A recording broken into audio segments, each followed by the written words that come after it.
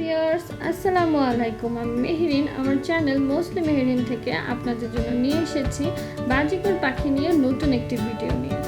আপনারা যারা ইতিমধ্যে আমার চ্যানেলটি সাবস্ক্রাইব করেছেন তারা জানেন যে আমার বাজিস নিয়ে একটি ভিডিও আছে, আর যারা নতুন দেখছেন তারা প্লিজ আমার প্রথম ভিডিওটি দেখুন এবং আমার চ্যানেলটি সাবস্ক্রাইব করুন।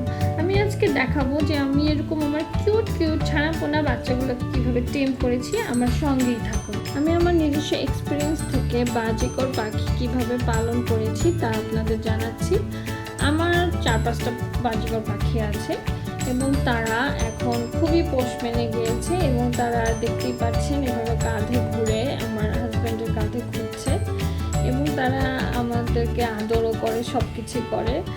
এটা কিন্তু কখনোই একদিনে বা দুদিনে হয়নি, বা বাজিকর পাখি প্রথমেই বাসায় আনলে এভাবে হবে না, তাদেরকে টেম করতে হবে। তাই আমি আপনাদের সাথে শেয়ার করব হাউ টু টেম অর ট্রেন ইয়োর বাজিস। বাজিকর পাখি টেম করা সময় সাপেক্ষ একটা ব্যাপার, কিন্তু সহজ। আপনাদের পাখিগুলোকে অনেক সময় দেওয়া লাগবে। আমার পাখিগুলো দেখেন 1 মাস হয়েছে এবং তারা অলরেডি অনেক টেম হয়ে গিয়েছে। তারা তাদের পাপার কাঁধে খুব সুন্দর মতো কমফোর্টেবলি ঘোরাফেরা করছে। আমি যখন ওদেরকে প্রথম এনেছি, আমি প্রথম যে কাজটা করেছি, যেটা আপনাদের করা উচিত, যে আপনাদের বাসায় যদি ইনাফ স্পেস থাকে, যদি বড় কোনো জায়গা থাকে, তখনই বাজিকর পাখি আপনি চুজ করবেন। না হলে আপনার পাখিকে এনে কষ্ট দেওয়ার কোনো মানে হয় না।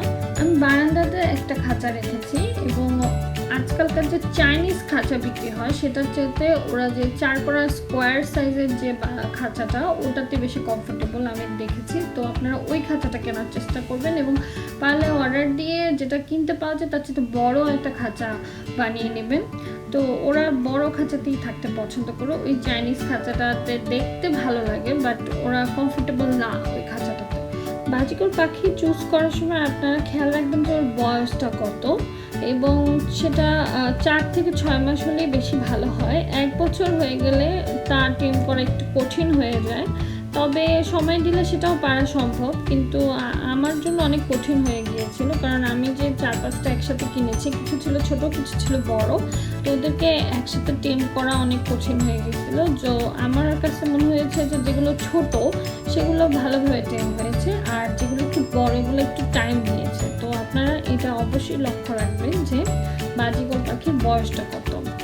আর একটা ব্যাপার হচ্ছে যে ওদেরকে শুধু খাঁচায় রাখলেই হবে না। ওদের খাঁচাটা আপনারা সকালে 1 ঘন্টা এবং সন্ধ্যায় 1 ঘন্টা নিয়ম করে 1 ঘন্টা 2 ঘন্টা আপনারা আপনাদের যে কোনো রুমে খাঁচাটার দরজা খোলা রেখে ওদেরকে একটু ওড়ার সময় দিতে হবে। এভাবে আপনারা যদি 1 মাস 2 মাস করেন, আমার মনে হয় পাখি আপনাকে বিশ্বাস করবে এবং আমার পাখিটা টেম হয়ে যাবে। তো আশা করি আপনাদের ভিডিওটা ভালো লেগেছে এবং আমার এই ছোটো টিপসগুলো আপনাদের কাজে লাগবে যদি আপনারা পাখির সাথে সরাসরি বন্ড করতে চান। আমি পরবর্তী ভিডিওতে আরও কিছু টিপস দিব। এগুলো ছিল মেইন বা প্রধান কিছু তথ্য, এবং আরও কিছু ছোটো তথ্য আমি পরবর্তী ভিডিওতে আপনাদের জানিয়ে দেবো।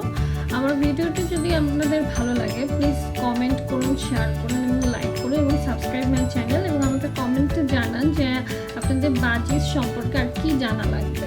এতক্ষণ আমার সঙ্গে থাকার জন্য থ্যাংক ইউ।